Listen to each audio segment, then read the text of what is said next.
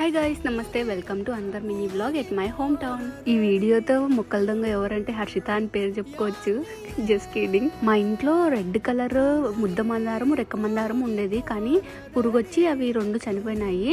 ఇంకా తర్వాత మళ్ళీ కొత్త మొక్కలు కొనుక్కున్నామని చెప్పాను కదా.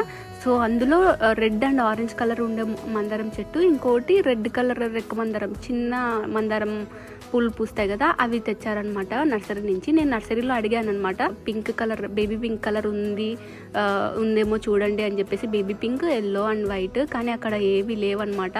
సో ఇదైతే మా పక్కింటి వాళ్ళకి ఉందన్నమాట, మందారం పువ్వు, వైట్ కలర్ మందారము అండ్ బేబీ పింక్. ఈ బేబీ పింక్ రోజు చూస్తుంటాను, చాలా పూలు పూస్తుంటాయి. వాళ్ళని ఒక మొక్క అడుగుదాం అనుకున్నా, కానీ ఇస్తారో లేదో అని చెప్పేసి అడగలేదు.